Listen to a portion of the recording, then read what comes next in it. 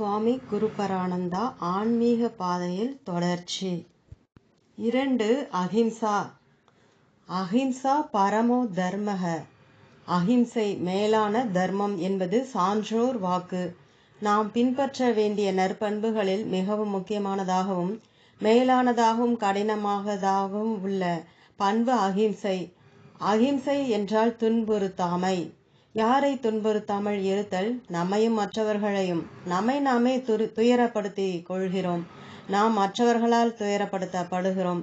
நாம் மற்றவர்களை துயரப்படுத்துகிறோம். இந்நிலை மாறி நாம் எவ்விதத்திலும் துயரப்படாமலும் மற்றவர்களை துயரப்படுத்தாமலும் இருத்தல் அஹிம்சை. பொதுவாக அஹிம்சை என்றால் மற்றவர்களை நாம் துயரப்படுத்தாமல் இருத்தல் என்றே நினைத்து வருகிறோம். அஹிம்சையை நாம் நம்மிடத்திலிருந்தே துவங்க வேண்டும். நம்மை துயரப்படுத்திக் கொள்ளாமல் இருத்தலும் அஹிம்சையே. ஆகவே நம்மையும் புண்படுத்திக் கொள்ளாமல் மற்றவர்களையும் புண்படுத்தாமல் இருப்பதே அஹிம்சை. மகாவிரதம், மாபெரும் தவம் என அழைக்கப்படும் அஹிம்சையை ஆராய்வோம். லட்சணம். அஹிம்சையின் இலக்கணமானது மனோ வாக்காய கர்மபிகி பிராணிபீட அனாச்சரணம். மனதாலோ சொல்லாலோ உடலாலோ உயிரினங்களை துன்புறுத்தாமல் இருத்தல். உடலால் பிறரை துன்புறுத்துதல், சொல்லால் துன்புறுத்துதல், மனதால் பிறருடைய துன்பத்தை விரும்புதல், சபித்தல் என நாம் உடல், சொல், மனம் என்ற 3 இடங்களில் இருந்து வரும் செயல்களால் ஹிம்சை செய்து வருதலை தவிர்த்தல் அஹிம்சை என்று சொல்லப்படுகின்றது. அஹிம்சையின் மேன்மை. சந்நியாசத்தை ஏற்றுக்கொள்ளும் சமயத்தில் எடுத்துக்கொள்ளப்படும் முக்கிய விரதம் அஹிம்சை. யாருக்கும் ஹிம்சை செய்ய மாட்டேன் என்று உறுதிமொழி எடுத்துக்கொள்வது சந்நியாச தீட்சையின் முக்கிய அங்கமாகிறது. விரதம் எடுக்கும் பொழுது தேவர்களை அழைத்து, என்னை கண்டு பயம் வேண்டாம், நான் உங்கள் பதவிக்கு ஆசைப்பட மாட்டேன், உங்களை துயரப்படுத்த மாட்டேன் என்று சந்நியாசி கூறுகிறார். பறவைகளை பார்த்து, என்னை கண்டு இனி அஞ்ச வேண்டாம், நான் உங்களை துயரப்படுத்த மாட்டேன் என்று கூறுகிறார். இது போன்றே மற்ற உயிரினங்கள் எதையுமே துயரப்படுத்த மாட்டேன் எனவும் உறுதி கூறுகிறார். புலனடக்கம் போன்ற மற்ற பண்புகளை பயிற்சி செய்து துறவரத்தில் நிலைத்திருக்க முக்கியமாக பின்பற்றப்படுவது அஹிம்சையே. எத்தனையோ விரதங்களில் முன்னிலையில் இருக்கும் அஹிம்சை மகாவிரதம், மாபெரும் தவம் என்று அழைக்கப்படுகிறது. இல்லறம் முதலான எல்லா ஆசிரமத்தில் இருப்பவர்களுக்குமே அஹிம்சை முக்கிய விரதமாகும். எனினும் துறவரத்தில் இருப்போருக்கு அஹிம்சை மிக முக்கியமாகிறது. உயிருக்கு உருகன் செய்யாமை தவத்திற்கு உரு. எவ்வுயிருக்கும் தீங்கு செய்யாமையே தவத்தின் இலக்கணம் என்கிறார் வள்ளுவர். அஹிம்சையின் தேவை. நம்மை நாம் பண்படுத்தி உலக வாழ்விலும் ஆன்மீக வாழ்விலும் வெற்றி காண வேண்டும் என்றால் மிக முக்கியமாக கடைபிடிக்க வேண்டியது அஹிம்சை. அஹிம்சையை கடைபிடிக்க இயலாது என பலர் தவறாக எண்ணி வருகின்றனர். துயரத்தை அனுபவித்தல் என்பது வாழ்வின் தவிர்க்க முடியாத நிலையாக உள்ளது. கஷ்டங்களை எல்லோரும் அனுபவித்தே தீர வேண்டும் என்பது இயற்கை. பிறக்கும் பொழுதே நாம் கண்ணீருடன் இவ்வுலகை அடைகிறோம். இவ்வுலகம் நமக்கு கொடுக்கும் முதல் அனுபவமே துயரம். பிறந்த பின் நாம் பசி, நோய் போன்ற காரணங்களால் துயரப்படுகிறோம். குழந்தை இருக்கும் வீட்டில் சில சமயம் சிரிப்பு சப்தமும் சில சமயம் அழுகை சப்தமும் விழிப்பதை பார்க்கிறோம். துயரம் என்பது தவிர்க்க முடியாதது என்ற நிலை. துயரத்தால் நாம் பல சமயங்களில் பக்குவத்தையும் அடைகிறோம். சில சமயம் துயரத்தை தவிர்க்க முயலும் பொழுது அதிக துயரத்தை அனுபவிக்க நேரிடுவதையும் பார்க்கிறோம். மேலும் இயற்கையின் அமைப்பில் ஓருயிர் வாழ ஓருயிர் மடிய வேண்டியதாக உள்ளதை பார்க்கின்றோம். இந்நிலையில் அஹிம்சை என்பது எங்கு வருகிறது? அஹிம்சை என்ற பண்பை பின்பற்ற முடியுமா? தேவைதானா? இது போன்ற சந்தேகங்களால் அஹிம்சை என்பதை கடைபிடிக்க முடியாத சாதனையாக சிலர் கருதுகின்றனர். அஹிம்சை என்றால் என்ன என்பதை தெளிவாக உணர்ந்தால் இது பின்பற்றக்கூடிய பண்பே என்பது விளங்கும். இயற்கையாக, அதாவது தவிர்க்க முடியாத வகையில் நம் உடலுக்கு வரும் கஷ்டத்தை ஹிம்சை என்று கூறுவதில்லை. வெறுப்பு, பொறாமை, கோபம் போன்ற காரணங்களால் ஒருவன் மற்றவர்களுக்கு கொடுக்கும் துயரத்தை தான் ஹிம்சை என்று கூறுகிறோம். எங்கு துயரத்தை தவிர்க்க முடியுமோ அங்கு ஒருவன் மற்றவனுக்கு துயரத்தை கொடுக்காமல் இருப்பதே அஹிம்சை. மற்றவர்கள் நன்மைக்காக, மற்றவர்களை திருத்தும் பொருட்டு நாம் மற்றவர்களுக்கு கஷ்டத்தை கொடுப்பது ஹிம்சை ஆகாது. நோயாளிக்கு டாக்டர் கொடுக்கும் கஷ்டமும், மாணவனுக்கு ஆசிரியர் கொடுக்கும் தண்டனையும், குழந்தைகளுக்கு பெற்றோர் கொடுக்கும் தண்டனையும் ஹிம்சை ஆகி விடாது. ஆகவே எது ஹிம்சை எது அஹிம்சை என தெளிவாக அறிந்து அஹிம்சையை பின்பற்றி நம்மை நாம் உயர்த்தி கொள்ளுதல் மிக முக்கிய கடமையாகும். நம்முடைய முன்னேற்றம் மற்றவர்கள் கண்ணீரிலிருந்து வருவதில்லை. நாமும் உலகமும் நம்மை வாழ்த்தும் பொழுதே நாம் உயர முடிகிறது. படித்தல் என்பது மாணவர்களின் முக்கிய தர்மமாகிறது. தானம், கர்மயோகம் போன்றவை இல்லறத்தாரின் முக்கிய தர்மமாகிறது. அதுபோலவே அகிம்சை எல்லோருக்கும் முக்கிய தர்மம் என்றாலும் யார் ஆன்மீக வாழ்வில் நுழைந்து மனதை அமைதிப்படுத்தி மெய்ப்பொருளை பற்றிய ஞானத்தை அடைந்து எல்லா பந்தத்திலிருந்து விடுபட விரும்புகிறார்களோ அவர்களுக்கு அகிம்சை என்பது மிக மிக முக்கியமான தர்மமாகிறது. To the extent we don't hurt others, to that extent we don't get hurt. மற்றவர்களை எந்த அளவு நாம் துன்புறுத்தவில்லையோ அந்த அளவு நாமும் துன்புற மாட்டோம். துன்பப்படும் போது மனம் சஞ்சலத்திலும் அமைதியின்மையிலும் இருக்கும். அப்படிப்பட்ட மனதில் ஒருமுகப்பாடு ஏற்படாது, மனம் குவியாது. மனம் சஞ்சலத்தில் இருந்தால் புத்தியின் பகுத்து அறியும் திறனும் செயல்படாது. ஆகவே நம்மை உயர்த்தும் கருவியாக செயல்படும் மனம் சரியாக அமைய வேண்டும் என்றால் அந்த மனம் துயரம், குற்ற உணர்வு, சஞ்சலம், குழப்பம் போன்ற குறைகளிலிருந்து விடுதலை அடைந்திருக்க வேண்டும். அப்பொழுதுதான் மனம் நமக்கு நல்ல கருவியாக செயல்படும், நமது பயணமும் தடையின்றி செல்லும். ஆகவே அகிம்சை என்ற தர்மத்தை சாதகர்கள் முக்கியமானதாக கொள்ள வேண்டும். அகிம்சை என்ற தர்மத்தை நாம் பின்பற்ற வேண்டும் என்றால் மற்ற சில நற்பண்புகளும் துணை புரிய வேண்டும். மற்ற சில நற்பண்புகளின் நற்குணங்களின் உதவியுடன் தான் அகிம்சையை பின்பற்ற முடியும். அது போலவே ஹிம்சையை விட வேண்டும் என்றால் சில தீய குணங்களை விட்டாக வேண்டும். ஒரே கல்லில் பல கனிகள் விழுவது போல் அகிம்சை என்ற ஒன்றை நாம் பற்றினால் பல நற்பண்புகள் நமக்கு வரும், பல தீய குணங்கள் நம்மை விட்டு விலகும். ஹிம்சைக்கான காரணங்கள். நாம் அகிம்சையை பின்பற்ற வேண்டும் எனில் முதலில் நாம் என்ன என்ன காரணங்களால் மற்றவர்களை துன்புறுத்தி வருகிறோம் என்பதை அறிய வேண்டும். பிறகு அக்காரணங்களை களைவதன் மூலம் அகிம்சையை பின்பற்ற முடியும். இனி நாம் மற்றவர்களை துயரப்படுத்துவதற்கான காரணங்களை பார்ப்போம். நாம் பல காரணங்களால் நம்மையும் மற்றவர்களையும் துன்புறுத்துகின்றோம். அதில் 1 வெறுப்பு, 2 கோபம், 3 பொறாமை, 4 பழிவாங்கும் நோக்கம், 5 காரியம் நடப்பதற்காக, 6 கவனமின்மை, 7 பண்பாடு இன்மை முதலிய காரணங்களால் எப்படி ஹிம்சை செய்கிறோம் என்பதை சுருக்கமாக பார்ப்போம். 1 வெறுப்பு. எப்பொழுது ஒருவரை நாம் வெறுக்கின்றோமோ அப்பொழுது அவரை துயரப்படுத்துகின்றோம். வெறுப்புணர்வு என்பது நம் மனதில் நாமே வளர்த்து கொள்வது. ஆரம்பத்திலேயே நாம் யாரையும் பொதுவாக வெறுக்க மாட்டோம். ஒருவருடைய செயல்கள், குணங்கள் நமக்கு விரும்பத்தகாததாக இருக்கும் பொழுது அவர் மீது சிறிது சிறிதாக வெறுப்பை வளர்த்து கொள்வோம். இவ்வெறுப்பை அவர்களை சொல்லாலும் உடலாலும் மனதாலும் துன்புற செய்ய காரணமாகிறது. ஆசிரியரோ பெற்றோர்களோ வெறுப்பு ஏற்பட்டு தண்டிக்கும் பொழுது செய்த தவறுக்கு அதிகமாகவே தண்டனை கொடுப்பார்கள். அப்பொழுது அது ஹிம்சை ஆகிறது. தண்டிப்பது ஹிம்சை அல்ல, வெறுப்பினால் செயல்படுவதே ஹிம்சை ஆகிறது. நம் மனதில் ஒருவர் மீது வெறுப்புணர்வு தோன்றும் பொழுது நம்முடைய மனம் அமைதியின்மையிலும் ஒரு விதமான கஷ்டத்திலும் இருப்பதை உணர்கின்றோம்.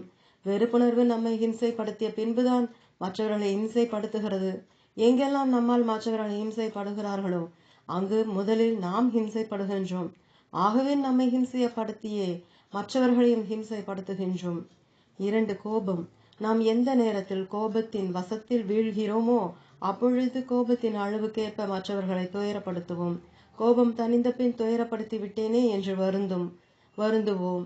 நாம் பற்று வைத்திருப்பவர்களிடமும் கோபம் வரும் சமயத்தில் நம் வசம் இழந்து துயரப்படுத்துகிறோம். நாம் வெறுப்பவர்களை ஹிம்சைப்படுத்துவது போல் கோபவசப்படும் பொழுது நாம் விரும்புபவர்களையும் ஹிம்சைப்படுத்துகிறோம். பொறுமையின்மையின் காரணமாக நாம் கோபாவேசப்படுகிறோம். பொறுமையை இழக்கும் பொழுது கடுஞ்சொற்களை பயன்படுத்தி மற்றவர் மனதை புண்படுத்துகிறோம்.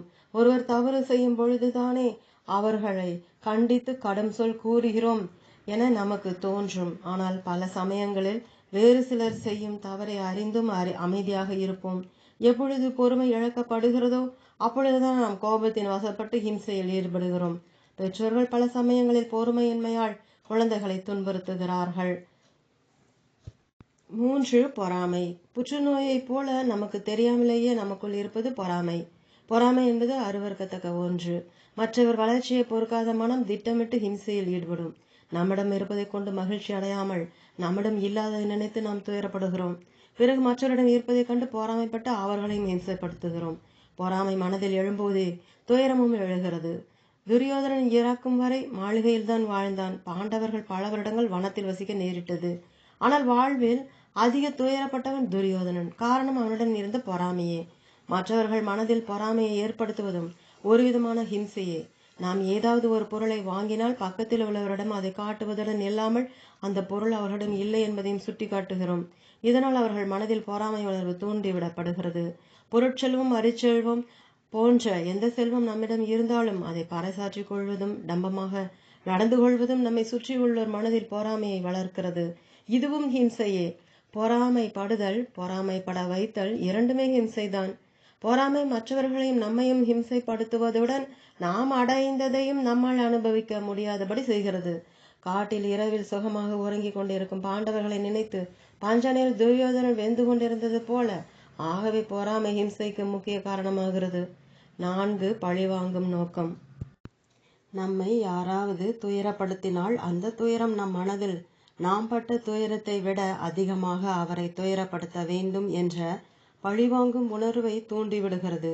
அதாவது நாம் படும் துயரம்தான் பிறருக்கு நாம் விளைவிக்கும் துயரத்திற்கான விதையாகிறது. ஆகவேதான் நாம் துயரப்படாமல் நம்மை காத்து கொண்டால் மற்றவர்களையும் துயரப்படுத்த முற்பட மாட்டோம். You give what you get. நீ எதை பெற்றாயோ அதையே கொடுப்பாய். ஓர் இனம் மற்றொரு இனத்தை அடிமைப்படுத்தி துயரத்தில் ஆழ்த்தும் பொழுது துயரப்பட்ட இனம் பழிவாங்க வேண்டும் என்ற கொள்கையை தியாகமாக நியாயமாக நினைத்து அழிவு செயலில் ஈடுபடுகிறது. பெற்றோர், சமுதாயம், பொருளாதாரம் போன்ற காரணங்களால் சிறு வயதில் ஒருவன் அதிகமாக துயரப்பட்டிருந்தால் அவன் மனதில் ஹிம்சையே, வயலன்ஸ் குடிகொண்டிருக்கும். சமுதாயத்திலும் மன்னித்தலின் பெருமையை வலியுறுத்தாமல் பழிக்கு பழி வாங்குதலை வெற்றியின் சின்னமாக காட்டி வருகிறார்கள். பழிக்கு பழி வாங்குவது என்பதுதான் பல திரைப்படங்களின் மைய கருத்தாக இருக்கிறது. நான் தாக்கப்பட்டால் மீண்டும் அதே தாக்குதலை நான் செய்து முடித்தால் வெற்றி அடைந்தவன் என்ற எண்ணத்தை புற சூழ்நிலைகள் விதைத்து வருகின்றன. மன்னித்தல் பலகீனமாகவும் தாக்குதலுக்கு தாக்குதல் வீர செயலாகவும் கருதப்பட்டு வருகிறது. ஒருவர் ஒரு சொல்லால் நம்மை புண்படுத்தினால் நாம் அதே அளவுக்கு அவரை சொல்லால் புண்படுத்த வேண்டும். அப்பொழுதுதான் மனம் ஆறுதல் அடையும் என்ற எண்ண ஓட்டம் ஹிம்சைக்கு காரணமாக இருந்து வருகிறது. ஒருவன் மற்றவர்களை துன்புறுத்திய வருகிறான் என்றால் அவன் எப்பொழுதாவது அனுபவித்த துயரம் ஹர்ட் ஆழ்ந்த மனதில் குடிகொண்டு மற்றவர்களை அவன் துன்புறுத்த காரணமாகிறது. பழிக்கு பழி வாங்கும் பொழுதுதான் கணக்கு தீர்வதாகவும் மனம் நினைக்கிறது. சமுதாயத்துக்கு தீங்கு செய்பவன் ஏதோ ஒரு விதத்தில் பாதிக்கப்பட்டவனாக இருப்பான். இப்படிப்பட்டவர்களை அன்பினால் மட்டுமே திருத்த முடியும். மற்றவர்களை நாம் பழி வாங்கும் பொழுது உண்மையில் நாம் பலியாகின்றோம். 5. காரியம் நடப்பதற்காக. நாம் விரும்பிய காரியத்தை செயல்படுத்த ஹிம்சையை கையாண்டு வருகிறோம். நமக்கு கீழ் பணிபுரிபவர்களிடம் ஒரு வேலையை கொடுத்து அதை அவர்கள் தாமதமாக செய்தாலோ அல்லது சரிவர செய்யாவிட்டாலோ அவர்களை கடும் சொற்களால் ஹிம்சைப்படுத்துவது வழக்கமாக இருக்கிறது. கிராமப்புறங்களில் காளை மாடுகளை வண்டியில் பயன்படுத்தும் பொழுது வேகமாக செல்ல வேண்டும் என்பதற்காக அடித்து ஹிம்சைப்படுத்துகிறார்கள். உணவு உட்கொள்ளுதல் போன்ற விஷயத்தில் குழந்தைகள் பிடிவாதமாக இருந்தால் குழந்தைகள் மனதில் பயத்தை ஏற்படுத்தி காரியத்தில் ஈடுபடுத்துவார்கள். பயத்தை மனதில் உருவாக்குவதும் பெரிய ஹிம்சைதான். இவ்விதம் நாம் விரும்பும் செயலை நிறைவேற்ற ஹிம்சையை கருவியாக பயன்படுத்தி வருகிறோம். 6. கவனமின்மை. பல சமயங்களில் நம்முடைய கவனக்குறைவாலேயே பலர் புண்படுவார்கள். குறிப்பாக நம் சொற்கள் பலரை துயரப்படுத்த வேண்டும் என்பது நம் நோக்கமாக இருக்காது. இருப்பினும் மற்றவர்கள் துன்பப்பட்டிருப்பார்கள். அதற்கு காரணம் கவனமின்மை. விளையாட்டாக பலர் முன்னிலையில் சில சொற்களை கையாளுவோம். அது அவர்கள் மனதை புண்படுத்தி இருக்கும். நாம் சொற்களை கவனமாக கையாள வேண்டும். அவ்விதம் செய்யாத பொழுது அந்த சொற்கள் கருத்தை பரிமாறும் கருவியாக இல்லாமல் மனதை புண்படுத்தும் ஆயுதமாகி விடுகின்றன. 7. பண்பாடு இன்மை. பண்பாடு என்பது சமுதாய ஒழுக்கமுறை, மேனர்ஸ். பலர் கூடி இருக்கும் பொழுது நம்முடைய உடை, நடவடிக்கை, பேசும் விதம் போன்ற அனைத்திலும் ஒழுக்கம் தேவை. உடையை தூய்மையாக வைத்திருத்தல், ஒழுங்கான விதத்தில் உடை அணிதல், உடலை தூய்மையாக வைத்திருத்தல், உணவை உட்கொள்ளும் விதம் உட்பட அனைத்திலும் பண்பாடு தேவை. பலர் முன்னிலையில் நாம் பேசும் விதமும் கையாளும் சொற்களும் நாகரிகமானதாக இருக்க வேண்டும். சிறுவன் ஒருவன் தந்தையை இழந்து விட்டான். அவனை பார்த்து அப்பனை தின்னவன் என்று நாகரிகமற்ற விதத்தில் கூறுவதை பண்பாடு அற்ற மனிதர்களிடம் பார்க்கலாம். அதுபோலவே பார்வையற்றவர்களை குருடன் என்றும், காது கேளாதவர்களை செவிடன் என்றும், உடல் ஊனமுற்றவர்களை நொண்டி என்றும் பண்பாடு அற்ற சொற்களை பயன்படுத்தி மனதை புண்படுத்துதலை நாம் காண்கிறோம். ஒருவருக்கு ஒரு குறை இருந்தால் அந்த குறையை சுட்டிக்காட்டி அழைத்தல், பழித்து காட்டுதல், குறையையே அவர் பெயராக வைத்தல் போன்ற விதத்தில் ஹிம்சை நடந்து கொண்டிருக்கிறது. மற்றவர்களை சிரிக்க வைக்க ஒருவருடைய குறைகளையோ ஒருவரை இழிவுபடுத்தியோ பேசுதல் அவர்களை எவ்வளவு தூரம் புண்படுத்தும் என்பதை அறியாமல் இருப்பவர்கள் பண்பாடு அற்றவர்கள், அன்சிவிலைஸ்டு பீப்புள். இவ்விதமாக நாம் மற்றவர்களுக்கு கொடுக்கும் இம்சைக்கான காரணங்களை கண்டறியலாம். இங்கு நாம் பொதுவான சில காரணங்களை பார்த்தோம். சிந்தித்து பார்த்தால் நாம் செய்யும் ஹிம்சைக்கு இது போல மேலும் சில காரணங்களை அறியலாம். அவற்றை நீக்கினால் நாம் மற்றவர்களை துன்புறுத்த மாட்டோம். அதன் விளைவு நாமும் துயர மாட்டோம். நம் மனமும் நமக்கு நண்பனாக இயங்கும். இனி நாம் ஹிம்சையின் விளைவை ஆராய்வோம். ஹிம்சையின் விளைவு. தர்ம சாஸ்திரத்தின் அடிப்படையில் பார்த்தால் மற்றவர்களுக்கு ஹிம்சை செய்வதால் பாபம் என்ற விளைவு ஏற்படுகிறது. அந்த பாபத்தின் விளைவு துயரம். உடலால் செய்யும் பாபம் உடலை பாதிக்கிறது. சொல்லால் செய்யும் பாபம் மற்றவர்களது சொல்லால் நமக்கு பாதிப்பை ஏற்படுத்துகிறது. மனதால் செய்யும் பாபம் மனதை பாதிக்கிறது. நாம் மற்றவர்களுக்கு கொடுக்கும் துயரம் மீண்டும் நம்மையே வந்தடைகிறது. ஆகவே நாம் துயரப்படாமல் இருக்க வேண்டும் என்றால் நாம் மற்றவர்களையும் துயரப்படுத்தக்கூடாது.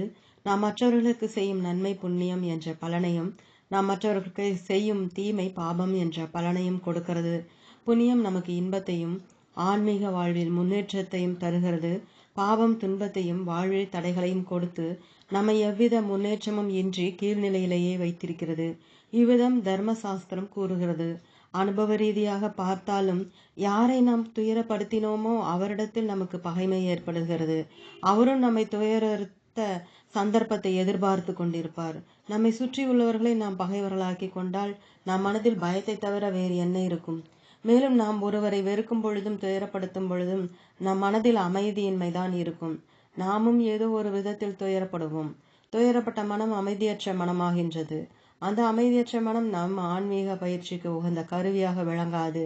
நாம் ஹிம்சை செய்து கொண்டு இருந்து வந்தால் நம் மனம் மென்மை தன்மையை இழந்துவிடும்.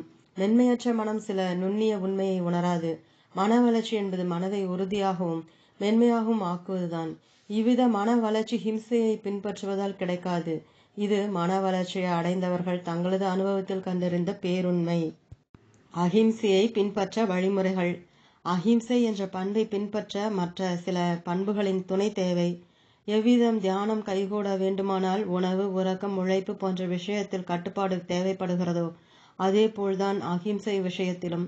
அஹிம்சையை பின்பற்ற பல வழிமுறைகள் உள்ளன. அதில் 1 சங்கல்பம், 2 வெறுப்பை நீக்குதல், 3 கோபத்தை விடுதல், 4 பொறாமையை நீக்குதல், 5 மன்னித்தல், 6 காத்தல், 7 கருணை, 8 தீண்டாமை ஒழித்தல், 9 புலால் மறுத்தல், 10 தன்னை காத்தல், 11 பிரார்த்தனை, 12 ஞானம் போன்ற வழிமுறைகளை பற்றி சுருக்கமாக பார்ப்போம். 1 சங்கல்பம். எந்த ஒரு நற்பண்பை நம் வசம் ஆக்க வேண்டும் என்றாலும் முதலில் அந்த பண்பை அடைந்தே ஆக வேண்டும் என்ற உறுதியை மனதில் எடுத்துக்கொள்ள வேண்டும். அப்பண்பு லட்சியமாக வேண்டும். எது லட்சியமாக உள்ளதோ அதை பற்றிய சிந்தனை எப்பொழுதும் மனதில் இருக்கும். ஒன்றை பற்றியே மனதில் நினைக்க வேண்டும் என்றால் அது நமது இலக்காக வேண்டும். சங்கல்பம் என்பது ஒரே விஷயத்தை மனதில் தொடர்ந்து நினைத்து கொண்டு இருத்தல். அஹிம்சை என்ற பண்பை பின்பற்ற வேண்டும் என்பது நமது குறிக்கோளாக மாறும் பொழுது அதை பற்றிய எண்ண ஓட்டங்கள் மனதில் ஓடிக்கொண்டே இருக்கும். எதை பற்றி மனம் எண்ணிக்கொண்டே உள்ளதோ அதை விரைவில் நாம் அடைந்து விடுவோம். அதை அடைய மனமே வழிகளை தேடி நம்மை செயலில் ஈடுபடுத்தும். சிறுதுளி பெருவெள்ளம் என்பது போல ஒரே பொருளை தொடர்ந்து நினைக்கும் பொழுது அது உறுதியை அடைகிறது. அந்த உறுதியை நம்மை செயலில் ஈடுபடுத்தும். தடைகள் எதுவாகினும் தகர்த்துவிடும். அஹிம்சையை பின்பற்ற வேண்டும் என்ற உறுதி வர வேண்டுமானால் அஹிம்சையின் தேவையையும் மேன்மையையும் அறிவுபூர்வமாக உணர வேண்டும். What you do to others you do to yourself. நீ மற்றவர்களுக்கு எதை செய்கிறாயோ அதையே நீ உனக்கும் செய்து கொள்கிறாய். மற்றவர்களுக்கு கேடு செய்தால் உண்மையில் நமக்கு நாமே கேடு செய்து கொள்கிறோம். மற்றவர்களை துன்புறுத்தினால் நம்மை நாமே துன்புறுத்தி கொள்கிறோம். மற்றவர்களை நேசிக்கும் பொழுது நாம் நம்மையே நேசிக்கிறோம். ஒருவர் மீது அன்பு பிறக்கும் பொழுது நமது மனதில் மகிழ்ச்சியையும், வெறுப்பு பிறக்கும் பொழுது மனதில் சங்கடத்தையும், இரிட்டேஷன் அனுபவிக்கிறோம். அதாவது மற்றவர்கள் மீது நாம் செலுத்தும் உணர்வை முதலில் நம்மையும் அறியாமலேயே நம்மீது செலுத்திக் கொள்கிறோம். பின்னர் தான் அது மற்றவர்களை அடைகிறது. ஆகவே நாம் துன்புறக்கூடாது என்றால் மற்றவர்களையும் துன்புறுத்த கூடாது. இந்த உண்மையை உணர்ந்தால் அஹிம்சை நமது லட்சியமாக மாறிவிடும். எந்த பண்பை அடைய வேண்டுமானாலும் சங்கல்பம் அவசியம். ஆகவே அஹிம்சையை பின்பற்ற முதல் வழி அஹிம்சை நமது இலக்காக மாறி அஹிம்சையை பின்பற்ற வேண்டும் என்ற எண்ண ஓட்டத்தை மனதில் தொடர செய்வதே. 2 வெறுப்பை நீக்குதல். மனதில் உள்ள வெறுப்பு நீக்கப்படும் பொழுது ஹிம்சையிலிருந்து விலக முடியும். பொதுவாக யார் தவறு செய்கிறார்களோ, நம்மை துன்பப்படுத்துகிறார்களோ அல்லது நாம் விரும்புபவர்களை துன்பப்படுத்துகிறார்களோ அவர்கள் மீது நமக்கு வெறுப்புணர்வு ஏற்படும். இங்கு நுண்ணிய கருத்து ஒன்றை உணர வேண்டும். நாம் ஒருவருடைய தவறான செயலை, தவறான குணத்தை வெறுக்கலாம், ஆனால் அவரை அல்ல. அவன் வேறு, அவன் செயல் குணம் வேறு. வில்லனாக நடிப்பவரை நாம் வெறுப்பதில்லை, அவரிடமிருந்து வருகின்ற செயலை, அவரிடம் இருக்கும் குணத்தையே விருப்போம். ஆகவே மனிதன் வேறு, அவனிடமிருந்து வரும் செயல் வேறு. இதை உணர்ந்தால் யாரும் வெறுப்புக்குரியவர் அல்ல என்பது விளங்கும். தீய செயல்கள் உள்ளவர்களிடமிருந்து விலகி இருப்பது நன்று. தீமை வேறு, தீயவர் வேறு. யாரும் தீயவர் அல்ல, அவரும் மாறலாம் அல்லவா? உண்மையில் தீயவர் என்று யாரும் இல்லை, தீமைதான் உண்டு. ஆகவே தீமை செய்பவர்களை வெறுக்க வேண்டியதில்லை. தீய குணமும் தீய செயலும் உடையவனை மனநோயாளியாக பார்க்க வேண்டும். நோயாளியை வெறுக்க வேண்டியதில்லை. கொடுக்க வேண்டிய சிகிச்சையைத்தான் கொடுக்க வேண்டும். அப்படி கொடுக்கும் சிகிச்சை, அதாவது தண்டனை, அவர்களுக்கு துன்பத்தை கொடுத்தாலும் அது ஹிம்சை ஆகாது. ஆனால் நம் மனதில் வெறுப்பை வளர்த்தால் அது நமக்கும் ஹிம்சை, மற்றவர்களுக்கும் ஹிம்சை. ஆரம்ப காலத்தில் நாம் தீமையை வெறுக்கலாம், எப்பொழுது மனிதர்களை வெறுக்க வேண்டியதில்லை. நாம் மனப்பக்குவம் அடையும் பொழுது எதையும் வெறுக்க மாட்டோம். இவ்விதமாக மனதில் உள்ள வெறுப்பை நீக்க நீக்க நாம் ஹிம்சையிலிருந்து விடுபடுவோம். 3. கோபத்தை விடுதல். அஹிம்சையை பின்பற்றுவது கடினம் என்பது கோபத்தை விட வேண்டும் என்று கூறுவதிலிருந்தே விளங்கும். ஒருவரிடம் கோபப்படாதீர்கள் என்று 5 முறை கூறினால் அவருக்கு கோபம் வந்துவிடும். அவ்விதம் பலருக்கு கோபம் இயற்கையாகவே அமைந்துள்ளது. அஹிம்சை என்ற பண்பை அடைய கோபத்தை தவிர்த்துதான் ஆக வேண்டும். அஹிம்சை என்ற ஒன்றை பற்றினால் மற்ற பண்புகளும் சேர்ந்து வரும் என்று பார்த்தோம். முயற்சி செய்தால் முடியாதது எதுவும் இல்லை. கோபப்படும் பழக்கத்தை குறைத்து வர வர ஹிம்சையிலிருந்தும் விடுதலை கிடைக்கும். கோபம் என்பது அமிலத்தை போல. அமிலம் முதலில் தான் இருக்கும் பாத்திரத்தை அழித்து பின்னர் அதற்குள் நாம் எதை விடுகிறோமோ அதையும் அழிக்கிறது. அதுபோலவே கோபம் முதலில் கோபப்படுவரை ஹிம்சித்து பிறகு யார் மீது கோபப்படுகிறோமோ அவர்களையும் ஹிம்சிக்கிறது. கோபம் சேர்ந்தாரை கொள்ளி என்று கூறுவர். கட்டை தானும் எரிந்து உடன் நெருப்பதையும் எரிப்பது போல கோபவேசப்படும் பொழுது நாம் யாரிடம் பற்று வைத்துள்ளோமோ அவர்களையும் துன்புறுத்தி பிறகு நாமும் துயரப்படுகிறோம். குற்ற உணர்வு, பகைமை, பாவம், ஹிம்சை போன்றவற்றிற்கு காரணமாக உள்ள கோபத்தை விட்டுவிட பழக வேண்டும். 4. பொறாமையை நீக்குதல். பிறர் உயர்வில் மகிழும் மனம் தெய்வீகமாகிறது. நம்மிடம் இருப்பதை கொண்டு நிறைவை அடைந்து பழக வேண்டும். போதும் என்ற மனமே பொன் செய்யும் மருந்து என்பர். ஒருவன் தன்னிடமுள்ள பொறாமையை நீக்கினால்தான் அவன் பாப செயலிலிருந்து விடுபட முடியும். அவரவர் உழைப்புக்கும் கர்ம வினைக்கும் ஏற்றாற் போல வாழ்க்கை வசதி அமைகிறது. சில வகை செல்வம் நம்மிடம் உண்டு, வேறு சில வகை செல்வம் பிறரிடம் உண்டு. பொருள், அறிவு, அழகு, விதவிதமான கலைத்திறன் போன்ற எல்லா செல்வங்களும் ஒருவரிடம் நிறைந்திருப்பதில்லை. நம்மிடம் இருப்பதை நாம் மதித்தும் மகிழ்ந்தும் பழக வேண்டும். நம்மை சுற்றி இருப்பவருடன் ஒப்பிட்டு பார்க்கும் பழக்கத்தை நாம் கைவிட வேண்டும். ஒப்பிட்டு பார்ப்பதால் தான் பொறாமை வளர்கிறது. நம்மிடம் பெருந்தன்மை வளர்ந்தால் மற்றவரிடம் இருப்பதை பார்த்து போற்றுவோம். எந்த பொருளை அடைவதற்கான தகுதி நம்மிடம் உள்ளதோ அந்த பொருளை இறைவன் நமக்கு கொடுத்துள்ளான். எதை அடைய நமக்கு தகுதி இல்லையோ அதை இறைவன் மறுத்துள்ளான். தகுதியற்ற ஒன்று நமக்கு கிடைத்தால் அதனால் நமக்கு அழிவு வருமே தவிர உயர்வு வராது. ஆகவேதான் உபநிஷத்தில் பொருளை வேண்டி பிரார்த்தனை செய்யும் பொழுது ததோ மே ஸ்ரீயம் ஆவக, போதிய மன பக்குவத்தை அடைந்த பிறகு எனக்கு செல்வத்தை கொடு என்று வேண்டப்படுகிறது. தேவையான பக்குவம் இல்லாத போது பணம், பதவி, புகழ் போன்றவை வந்தால் அவை மிகவும் விரைவில் நம்மை அழித்து விடும். இறைவன் சில செல்வங்களை நமக்கு கொடுக்காமல் நம்மை காப்பாற்றி உள்ளான் என்ற ரகசியத்தை உணர வேண்டும். ஆகவேதான் ஒரு நன்றி கூறும் தேங்க்ஸ் கிவிங் பிரார்த்தனை இவ்விதம் அமைந்துள்ளது. இறைவா, நீ எனக்கு எதை கொடுத்தாயோ அதற்காக உனக்கு ஒரு முறை நன்றி. இறைவா, நீ எனக்கு எதை கொடுக்க மறுத்தாயோ அதற்காக உனக்கு பலமுறை நன்றி. அருட்செல்வத்தை பெற சில பொருட்செல்வங்கள் இல்லாதது வரம்தானே. எச்செல்வம் நம்மிடம் இல்லையோ அது நல்லதே என உணர்ந்தால் பொறாமைக்கும் ஏக்கத்திற்கும் இடம் ஏது? பகவான் ஸ்ரீ ராமகிருஷ்ண பரமஹம்சருக்கு தொண்டையில் புற்றுநோய் ஏற்பட்டதன் காரணமாக அவரால் உணவு உட்கொள்ள முடியவில்லை. அதனால் அவரை பலர் பரிதாபமாக பார்த்தனர். ஆனால் அவரோ அனைத்து ஜீவராசிகளுக்குள்ளும் ஞானி இருக்கிறேன் என்ற ஞானத்தை நிலை பெற்று இருந்ததால் எல்லா ஜீவராசிகளும் உணவு உண்பதை தான் உண்பதாக நினைத்து மகிழ்ச்சியை திளைத்தார். சாப்பிட முடியாத நோயாளி ஒருவருக்கு முன்னால் யாராவது விதவிதமான உணவை சாப்பிட்டால் சாப்பிடுகிறவரை பொறாமையோடு பார்ப்பதே நோயாளியின் இயல்பு. ஆனால் பரமஹம்சர் போன்றவர்கள் எல்லா ஜீவராசிகளிலும் தன்னை கண்ட ஞான பிறநிலை வாய்ந்தவர்கள். அந்நிலையில் பிறர் மீது பொறாமை ஏற்படாது. ஏனென்றால் அங்கே பிறர் என்று ஒருவரும் கிடையாது. பொறாமையை சரியான சிந்தனையினால் நீக்க பயில வேண்டும். பொறாமை மனதில் நீங்க நீங்க நாமும் மகிழ்ந்திருக்கலாம், நம்மை சார்ந்தவர்களும் மகிழ்ந்திருப்பார்கள். மன்னித்தல் 5. நமக்கு துயரத்தை கொடுத்தவருக்கு நாம் துயரத்தை திருப்பி கொடுத்து வருவது பழக்கமாக உள்ளது. பழிவாங்கும் நோக்கம் ஹிம்சைக்கு முக்கிய காரணமாக இருந்து வருகிறது. நம்மை துன்புறுத்தியவர்களை மன்னித்து பழகினால் ஹிம்சையை நாம் விட முடியும். மன்னித்தலை பலகீனமாகவும் கோழைத்தனமாகவும் கருதுவது தவறு. மன்னிப்பதற்குத்தான் பலம் அதிகம் தேவை. மன்னித்தலை உண்மையான வெற்றி. மன்னிக்கும் பொழுது முதலில் பலனடைவது நாம் தான். நம் மனதில் வெறுப்பு, பகைமை, கோபம் போன்ற உணர்வுகள் நீங்கி மனதில் அமைதி கிடைக்கிறது. நமக்கு ஒருவர் தீங்கு செய்துள்ளார், அவரை மன்னியுங்கள் என்பது அவர் செய்தது சரி என்று அங்கீகாரம் கொடுப்பது அல்ல. அவர் செய்தது தவறுதான், அதற்குரிய தண்டனையை அவர் அனுபவித்துதான் ஆக வேண்டும். அது இயற்கையின் நியதி. நாம் பழி வாங்கும் பொழுது 2 விதத்தில் நாமே பாதிக்கப்படுகிறோம். அவர் நமக்கு தீங்கு செய்யும் பொழுது வருவது முதல் பாதிப்பு. அவருக்கு நாம் மீண்டும் தீங்கு செய்யும் பொழுது அவர் செய்த தவறை நாமும் செய்து பாபத்தையும் சங்கடத்தையும் அடைவது நமக்கு வரும் 2வது பாதிப்பு. நம்மிடம் திருடையவனை நாமே தாக்கி கொன்றுவிட்டால் பாதிப்பு நமக்கே வரும். காவல் அதிகாரி கொன்றுவிட்டால் அது அதர்மமாகாது. ஆகவே மன்னித்தல் நமக்கு முதலில் நன்மையை கொடுக்கிறது. தவறு செய்பவருக்கு உரியது தண்டனை கொடுத்தல் தர்மமாகும். தண்டிக்கும் சமயத்திலும் மனதளவில் மன்னித்தல் என்ற பண்பை பின்பற்ற வேண்டும். நாம் செய்கின்ற தவறை பிறர் மன்னித்தால் அது நமக்கு எவ்விதம் இதமாக இருக்குமோ அதுபோலவே நாம் மன்னிக்கும் பொழுது மற்றவர் மகிழ்கிறார், நாமும் மகிழ்கிறோம். ஒருவர் நமக்கு ஹிம்சை செய்கிறார் எனில் அவரிடம் உள்ள அறியாமை, இயலாமை, புண்பட்ட மனம் போன்ற தன்மைகளை நாம் பார்த்தால் அவரை நம்மால் மன்னிக்க முடியும். இவ்வுலகம் நமக்கு கொடுக்கும் துயரங்களை மனதில் ஏற்றி ஏற்றி வைப்பதால் மனதில் பலு கூடிக்கொண்டே செல்கிறது. மனபல நீங்க வேண்டுமானால் மன்னித்து பழக வேண்டும். மன்னித்து பாருங்கள், உங்கள் மனம் அமைதியில் மிதப்பதை உணர்வீர்கள்.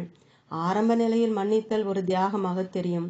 உண்மையில் நாம் சுமத்திய குற்றத்தை சரி செய்வதே மன்னித்தல். அவர் நமக்கு கஷ்டத்தை கொடுத்தார் என்று நாம் ஒருவர் மீது பழி சுமத்தியுள்ளோம். அந்த பழிக்கு பரிகாரம்தான் மன்னிப்பு. யாரும் யாரையும் துன்புறுத்தி விட முடியாது. நம் அறியாமையாலும் இயலாமையாலும் நாம் மனதில் போதிய பக்குவம், கருணை என்ற உணர்வு ஏற்பட வேண்டும். இவ்வுணர்வு மனதளவில் மற்றவர்களுக்கு சாபம் கொடுத்தல், தீங்கு நினைத்தல் போன்ற பாப சிந்தனையிலிருந்து நம்மை காக்கும். உலகம் வெறும் தோற்றம், மாயை. இது போன்ற வேதாந்த உபதேசம் நம் மனதில் உள்ள கருணையை நீக்குவதற்கு அல்ல. வேதாந்தம் புரிய வேண்டும் என்றால் மனதில் அன்பும் கருணையும் குடிகொண்டிருக்க வேண்டும். அப்படிப்பட்ட மனதில்தான் தியாகம், போகத்தில் பற்றின்மை, வைராக்கியம் போன்ற குணங்கள் ஏற்பட்டு அறிவு கூர்மையாகி மிக நுண்ணிய விஷயத்தை புரிந்து கொள்ளும் சக்தி கிடைக்கிறது. பற்றின்மையை அடைதல் என்பது மனதில் கருணை, அன்பு இவற்றை விடுதல் அல்ல. வேதாந்தத்தின் முக்கிய உபதேசமே எல்லா ஜீவராசிகளிடத்தும் உன்னையே நீ பார்க்க வேண்டும் என்பதே. மனதில் கருணை இருந்தால்தான் பிறரது துயரத்தை தனது துயரமாக கருத முடியும். எனக்கு எது ஆகாதோ அது மற்றவர்களுக்கும் ஆகாது. மற்ற உயிர்களுக்கு வரும் துயரத்தை தனக்கு வரும் துயரம் போல் அல்லவா நாம் உணர வேண்டும். அழுகி போன கெட்டுப்போன உணவு வகைகள் நம் உடலுக்கு ஆகாது என்றால் எல்லா உடலுக்கும் ஆகாதுதான். அதை நம் வீட்டில் வேலை செய்யும் ஏழை மனிதர்களுக்கு கொடுத்தல் ஹிம்சை ஆகிறது. நமக்கு நாம் எதை செய்வோமோ அதையே மற்றவர்களுக்கும் செய்ய வேண்டும். இவ்விதம் நாம் நடந்து கொள்ள கருணையையும் அன்பையும் நம்முள் வளர்க்க வேண்டும். 8. தீண்டாமை ஒழித்தல். மனித இனத்தை பிடித்து ஈர்க்கும் கொடிய நோய் தீண்டாமை. எல்லா உடலும் பஞ்ச பூதங்களின் சேர்க்கை. உணவினால் ஆனது, உணவால் காக்கப்படுவது, உணவாகவே ஆகப்போகிறது. இதில் ஜாதி என்ற ஒரு கற்பனையான வேற்றுமையை உருவாக்கி ஒருவனை தீண்டத்தகாதவன் என ஒதுக்கி வைத்தல் ஹிம்சையாகிறது. குணத்தின் அடிப்படையில் ஒருவனை கீழானவன் என்று கூறினால் அதில் நியாயம் இருக்கிறது எனலாம்.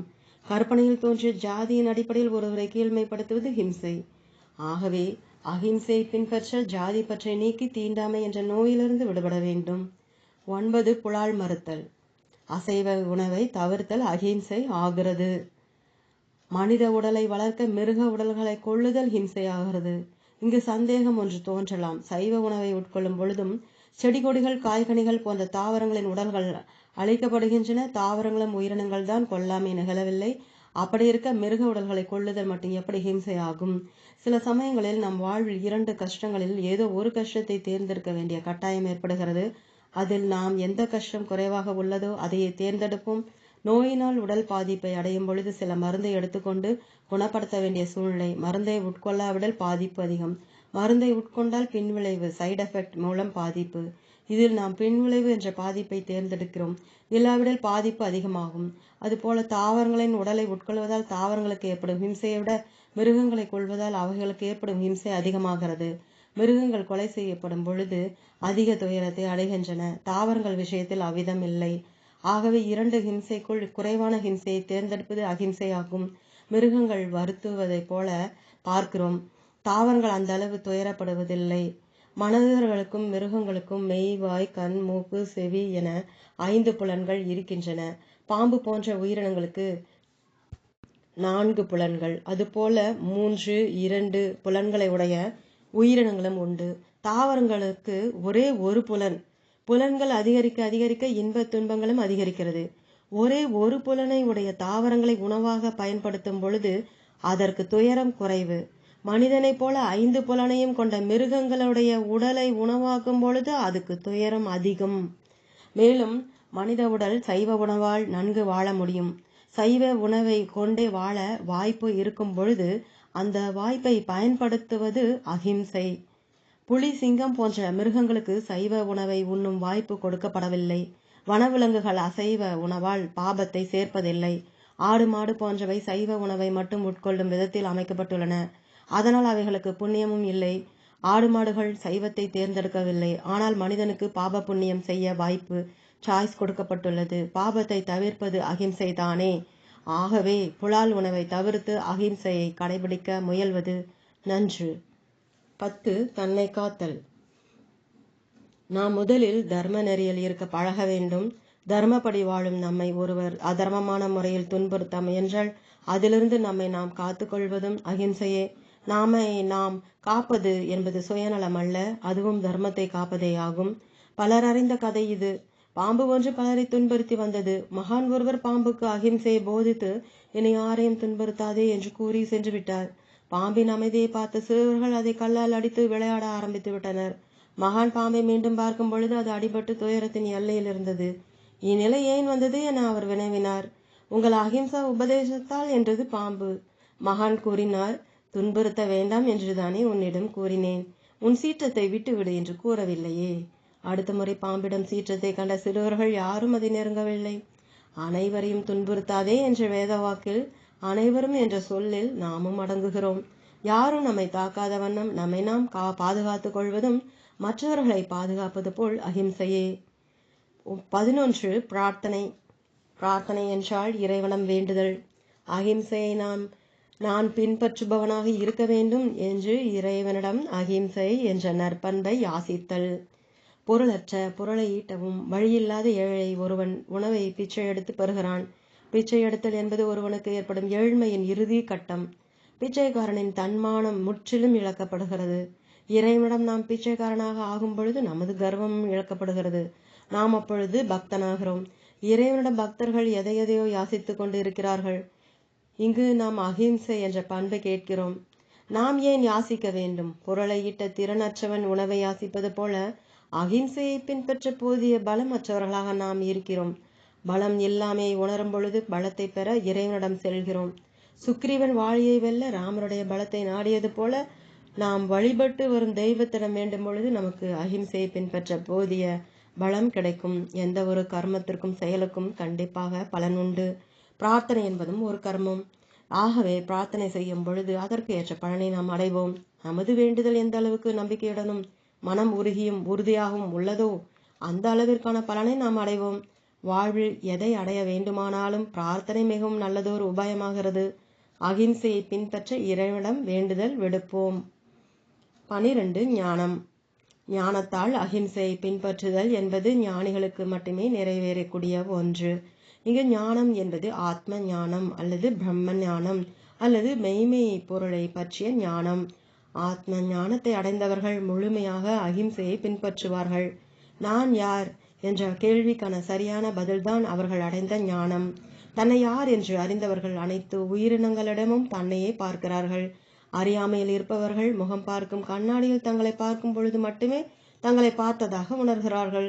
ஞானியோ கண் திறந்தாலே காண்பதெல்லாம் தானாகவே அறிகின்றான்.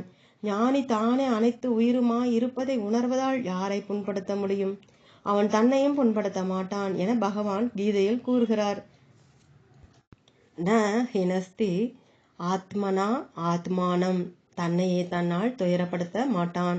புலனடக்கத்தையும் மன அடக்கத்தையும் ஆத்ம ஞானத்தையும் அடைந்தவனுக்கு அகிம்சையை பின்பற்றுதல் கடினமற்ற இயல்பான செயலாக ஆகிவிடுகிறது. இங்கு நாம் ஹிம்சைக்கான சில காரணங்களையும் அகிம்சையை பின்பற்ற சில வழிமுறைகளையும் சுருக்கமாக பார்த்தோம். ஒவ்வொருவரும் ஏதேதோ காரணங்களினால் ஹிம்சையை செய்து வருகிறார்கள். ஒவ்வொருவருக்கும் ஒவ்வொரு காரணம் உண்டு. ஆகவே நாம் மற்றவர்களை எதன் காரணமாக துன்புறுத்தி வருகிறோம் என ஆராய்ந்து கண்டறிந்து அந்த காரணத்தை நீக்க வேண்டும். உதாரணமாக துரியோதனன் பாண்டவர்களுக்கு கொடுத்த ஹிம்சைக்கு முக்கிய காரணம் பொறாமை. ராவணன் செய்த ஹிம்சைக்கு முக்கிய காரணம் காமம். ஹிரண்யகசிபுவின் ஹிம்சைக்கு காரணம் கர்வம். சில அரசர்கள் பொழுதுபோக்குக்காக வேட்டையாடுதல் போன்ற செயல்களில் ஈடுபட்டார்கள். ஹிம்சைப்பது சிலருக்கு பொழுதுபோக்காகிறது. இவ்விதம் எதனால் ஹிம்சை செய்கிறோம் என ஆராய்ந்து அக்காரணத்தை நீக்கி அஹிம்சை பின்பற்ற வேண்டும். அஹிம்சை பற்றிய விசாரத்தில் மேலும் ஒரு முக்கியமான கருத்தை உணர வேண்டும். ஹிம்சையே அஹிம்சை. சமுதாயத்தில் வாழ்ந்து கொண்டிருப்பவர்களால் அஹிம்சையை பின்பற்ற முடியாது. சமுதாயத்திலிருந்து விலகி சென்றவர்களால் தான் பின்பற்ற முடியும் என்று சிலர் தவறாக நினைக்கிறார்கள். காவல் அதிகாரி ஒருவர் சமுதாயத்தை அழித்து வருகின்ற ஒருவனை சுட்டு வீழ்த்தும் சூழ்நிலை ஏற்பட்டு அவ்வதிகாரி அவனை சுட்டு வீழ்த்தினால் அவ்வதிகாரி அப்பொழுதுதான் அகிம்சையை சற்று அதிகமாகவே பின்பற்றியுள்ளார். அவன் ஒருவனை அழிப்பதன் மூலம் பலருடைய வாழ்வை அவர் காப்பாற்றியுள்ளார். அவனை அழிப்பது அவனுக்கும் நல்லது, பிறருக்கும் நல்லது.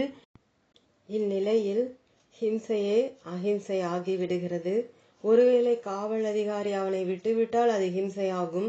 ஒரு குற்றவாளியை தண்டிக்கும் உரிமை பொதுமக்களுக்கு இல்லை. பொதுமக்களில் ஒருவன் குற்றவாளியை தாக்கும் பொழுது அதுவே குற்றமாகிறது. ஆகவே காவல் அதிகாரிக்கு தண்டிக்கும் உரிமை உண்டு. அந்த உரிமை அவரது கடமை. அவர் கடமையை செய்யும் பொழுது ஏற்படும் ஹிம்சை அஹிம்சை ஆகிறது. அதுபோல் நீதிபதி கொடுக்கும் தண்டனையும் அஹிம்சை ஆகிறது. அஹிம்சையை தவறாக புரிந்து கொண்டு பின்பற்றும் பொழுது அது பெரிய அளவில் ஹிம்சை ஆகிவிடுகிறது.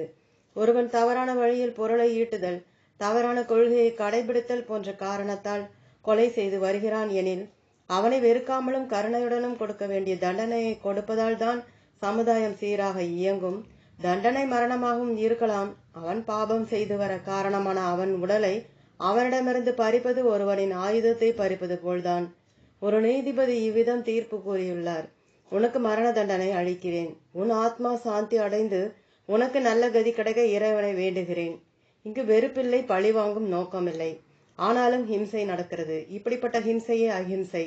நம் முழு உடலை காக்க உடலின் ஒரு உறுப்பு அழிக்கப்பட்டால் அதுவே அஹிம்சை. ஒரு குடும்பத்தை காக்க ஒருவன் அழிக்கப்படலாம். ஒரு கிராமத்தை காக்க ஒரு குடும்பம் அழிக்கப்படலாம். ஒரு நகரத்தை காக்க ஒரு கிராமம் அழிக்கப்படலாம். ஒரு நாட்டை காக்க ஒரு நகரம் அழிக்கப்படலாம். உலகத்திற்காக ஒரு நாடே அழியலாம். இதுவே தர்ம சாஸ்திரம். நம்முடைய மனம், கண், நாக்கு போன்ற புலன்களை ஒழுங்குபடுத்த விதவிதமான தவத்தை மேற்கொள்ள வேண்டியுள்ளது. தவம் என்றாலே ஒருக்குதல் என்பது பொருள். அவ்வித தவத்தால் நம்மையே நாம் வருத்தி கொள்வது ஹிம்சை. ஆனால் அது அஹிம்சை ஆகிறது. எந்தவித கட்டுப்பாடும் இல்லாமல் நாம் இருந்தால் நாம் மற்றவர்களை பொறாமை, கோபம் போன்ற காரணங்களால் ஹிம்சை செய்து வருவோம். தவத்தால் வரும் சிறிய ஹிம்சை பெரிய அளவில் நடக்கும் ஹிம்சையிலிருந்து காக்கிறது. ஆகவே நம்மை நாம் பண்படுத்த மேற்கொள்ளும் அறிவுபூர்வமான தவம் அஹிம்சை. ஆனால் சிலர் அசுரர்கள் செய்யும் தவத்தை போல ராஜசமான, தாமசமான, கொடூரமான தவத்தில் ஈடுபடுவார்கள். அப்படிப்பட்ட தவம் அஹிம்சை ஆகாது. அவ்விதமான தவறான தவத்தை மேற்கொள்பவர்கள் தாமும் ஹிம்சையை அனுபவித்து மற்றவர்களுக்கும் ஹிம்சையைத்தான் கொடுப்பார்கள்.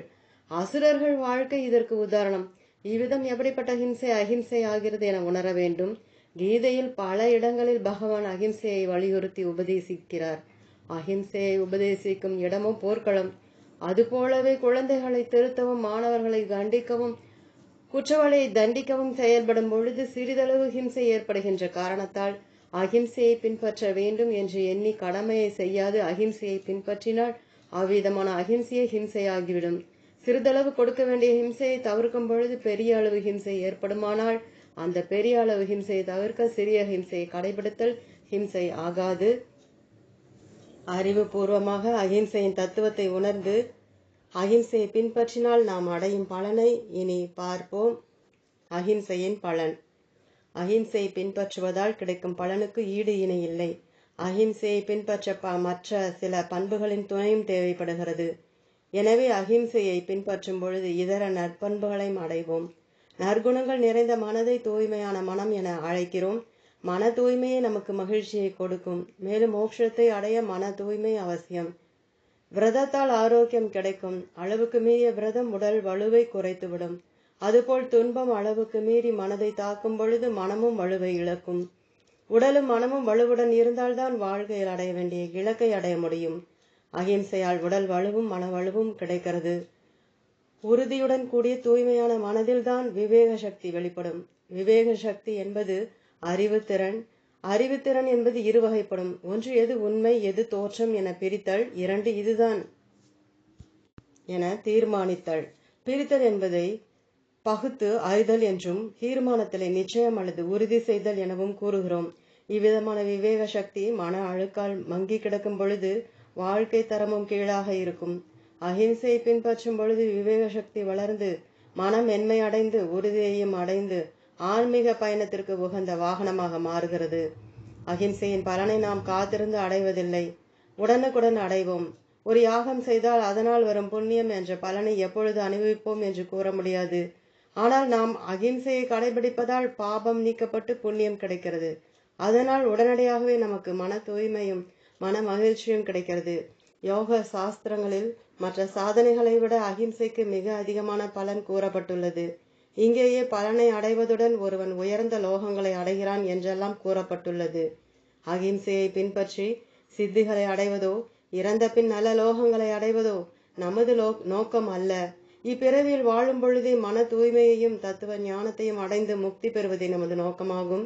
அகிம்சையை பின்பற்றி நாம் பிறரை காத்தோம் என்றாலும் நம்மையும் நாம் காத்து கொள்கிறோம். ஒரு ஜீவன் சாவதற்காக பிறக்கவில்லை, வாழ்வதற்காகவே பிறக்கிறான்.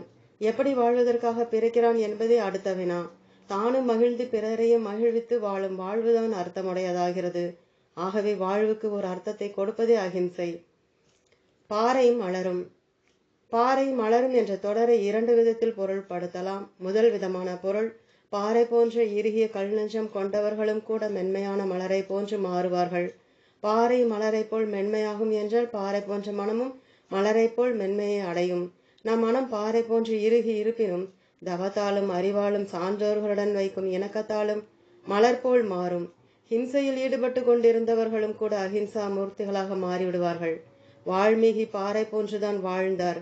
வழிப்பறி செய்து கொண்டு இருந்தவர் மலர் மேல் மென்மையான மனம் கொண்ட முனிவராக மாறினார். நம் மனம் இப்பொழுது பாறை போல் இருந்தாலும் உகந்த சாதனைகளை கையாண்டு பாறையை மலர்விப்போம். இரண்டாவது விதமான பொருள், பாறை போலும் மலர் போலும் என மனதை மாற்றி அமைக்க வேண்டும். இவ்வுலகத்திலிருந்து நாமும் துயரப்படக்கூடாது. நாமும் இவ்வுலகத்திற்கு துயரத்தை கொடுக்க கூடாது. நாம் துயரப்படாது இருந்தால்தான் மற்றவர்களுக்கும் துயரத்தை கொடுக்க மாட்டோம். இவ்வுலகம் நம்மை அணுகும் பொழுது நம் மனம் பாறை போல் இருக்க வேண்டும். அப்பொழுதுதான் மற்றவர்கள் சொற்களாலும் அவர்கள் நம்மை நடத்தும் விதத்தாலும் நாம் பாதிக்கப்பட மாட்டோம். நம் மனம் பாறை போல் இருந்தால் யாரும் நம்மை புண்படுத்த முடியாது.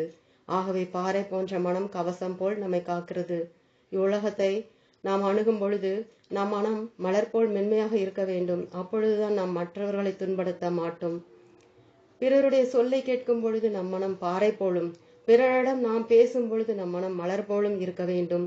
பாறை மலரும் போல இரண்டு விதத்திலும் நம் மனம் இருக்க வேண்டும் என்பது பொருள். இப்படிப்பட்ட மனநிலையை அடைவதே நம் வாழ்வின் லட்சியம். இந்த மனதுடன் வாழும் வாழ்வே ஜீவன் முக்தி என்று கூறப்படுகிறது. முடிவுரை. To the extent you love yourself, to that extent you love others.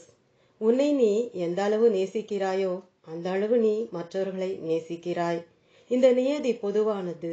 நம்மை நாம் பொருந்து கொண்ட விதத்தின் அடிப்படையிலும் நம் மனதில் ஏற்பட்ட அனுபவங்களின் பதிவின் அடிப்படையிலும் நாம் மற்றவர்களிடம் நடந்து கொள்கிறோம். நாம் எதை அனுபவித்துள்ளோமோ அதன் பதிவுகளே மனதில் குடிகொண்டிருக்கும். பதிவுகளின் வாசனைகளின் அடிப்படையில் குணம் அமைகிறது. குணத்தின் அடிப்படையில் செயல்படுகிறோம். இவ்வுலகத்தை நாம் நடத்தும் விதம் நாம் நம்மை நடத்திய விதத்தின் அடிப்படையிலும் உலகம் நம்மை நடத்திய விதத்தின் அடிப்படையிலும் அமைகிறது. நாம் நேசிக்கப்பட்டால் நேசிப்போம், நாம் அரவணைக்கப்பட்டால் அரவணைப்போம், நாம் மன்னிக்கப்பட்டால் மன்னிப்போம், நாம் அங்கீகரிக்கப்பட்டால் அங்கீகரிப்போம், நாம் ஹிம்சிக்கப்பட்டால் ஹிம்சிப்போம். ஆகவே நாம் நம்மாலேயோ மற்றவர்களாலேயோ துயரப்படுத்தப்பட்டால் நாம் மற்றவர்களை துயரப்படுத்துவோம். மற்றவர்களுக்கு துயரத்தை கொடுக்காமல் இருக்க எவ்விதத்திலும் நாம் துயரப்படாமல் இருக்க வேண்டும். நாமும் துயரப்படாமலும் மற்றவர்களையும் துயரப்படுத்தாமலும் இருப்பதே அகிம்சை. ஒருவரை ஒருவர் வாழ்த்தி வாழ்வோம், வாழ்விப்போம், பிரார்த்தனையுடன் நிறைவு செய்வோம். It is good to think well. It is divine to act well. To think well, wisdom is needed. To act well, strength is needed. O Lord, give me wisdom and strength. நல்லதை நினைப்பது மேன்மையானது, நல்லதை செயல்படுத்துவது தெய்வீகமானது. நல்லதை நினைக்க அறிவு தேவை, நல்லதை செயல்படுத்த ஆற்றல் தேவை. இறைவா, அறிவையும் ஆற்றலையும் எனக்கு தந்தருள்வாயாக.